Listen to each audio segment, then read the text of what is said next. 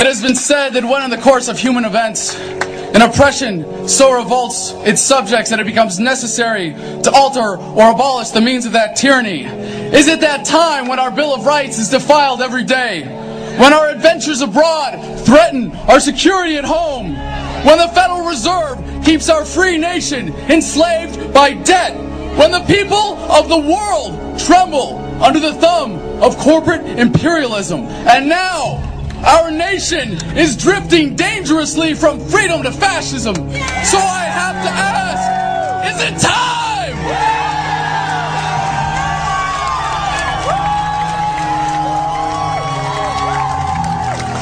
The time is now. The threat is clear. The bands of tyranny are tightening around America, and it is our duty to resist. As empowered patriots, let us take stock of our commitment to the ideals upon which this country was founded. America without her freedoms is like a body without a soul. The challenge before the freedom movement is no less than to bring about a revolution of values, inspire a renaissance of American politics, and breathe new life into the tortured body of our nation. We will meet that challenge with courage and love, and as always, we the people will prevail.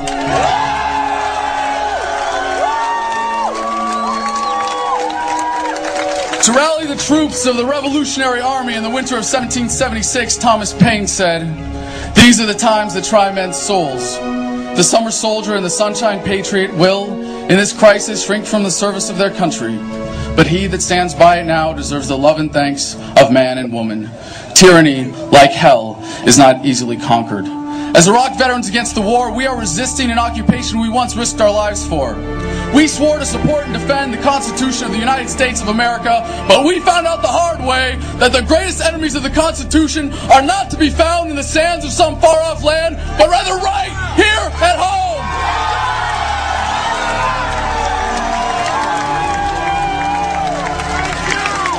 We are your new winter soldiers, and we are still defending America. We bring the values, skills, and commitment that make us warriors to the fight before us today.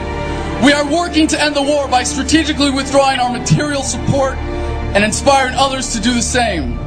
By advocating for veterans, we are empowering soldiers to become successful civilians. With Truth in Recruiting, we are inspiring a generation of young Americans to find a better way to serve their country than dying for empire. And by supporting those who are actively resisting, we inspire further resistance and ensure that soldiers still have the right, as is their duty, to disobey illegal orders. I will not tell you that the Band-Aids applied by Democrats and Republicans will heal us. I will not pretend that everything is just going to be okay while we are bled dry by tyrants. And if it takes the last full measure of devotion, I will not allow the same fate to befall this country. This young movement is getting past the external wounds to the greater evils plaguing this nation. We know that the greatest threat to American security is the current corruption of our government. No politician has ever ended a war.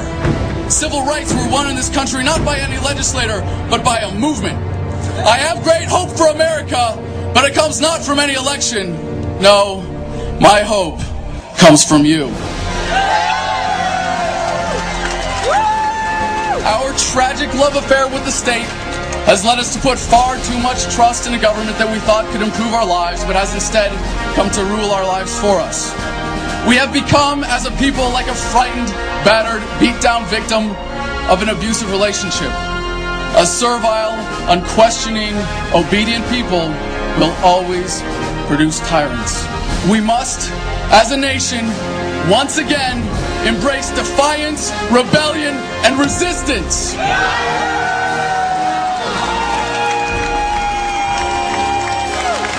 Every day, more and more Americans are avoiding unenforceable taxes, leaving government jobs out of disgust, and sending their kids to college instead of combat.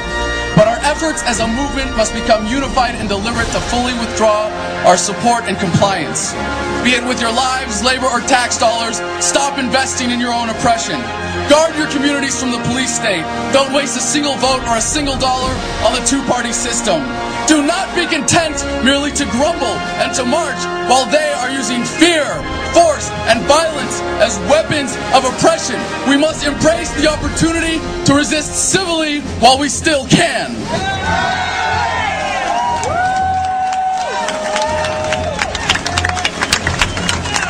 We are compelled to be here for many different reasons, and there is strength in our diversity. As within Iraq Veterans Against the War and Veterans for Peace, we don't need to be uniform to be unified. Take a look at the thoughtful, passionate people that surround you on this field and throughout this country. Do not leave here today without meeting a new brother or sister in the struggle. Take with you the inspiration to share your passion with someone who does not know they are yet part of our movement. Seek out where you can be most effective in the cause of liberty. Challenge our force-fed culture of questioning conformity and compliance, and embrace a world that is not defined by the politics of fear, our obedience-producing schools, or the false prophets of the corporate media. As we have been awakened, we must stir the sleeping masses. As the forces of oppression are diligent, so must we toil. As they are committed, we must surpass them. As they step up their efforts, we must rise up to defeat them as a unified movement. We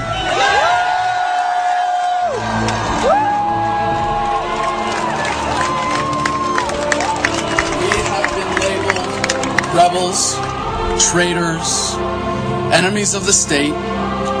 All terms King George would have used to vilify our founders. I, for one, will always rebel against oppression, a traitor only to tyranny, and I would be remiss to not make myself the enemy of a state that so blatantly tramples our freedoms. American values have been nearly vanquished by consumerism, militarism, and authoritarianism. Yellow ribbons and lapel pins will not save this country. When injustice becomes law, resistance becomes duty. The utmost manifestation of love and devotion to America is today, as it always has been, resistance of tyranny. Resist we must, and resist we will. We will not be silent. We will not obey. We will not let our government destroy our humanity. We will not wait another moment in fear to stand up for what we know to be right. It is time we start meeting oppression with resistance. They cannot stop us.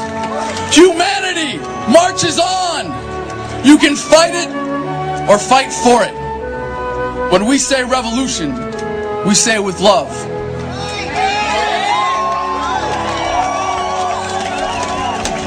As we march onward from this place where we have pledged to each other our lives, our fortunes, and our sacred honor, let us embrace the struggle, cherish the fight, and live in that love. The passion of our hearts will be raised with our fists! Open your eyes before you die. Yeah.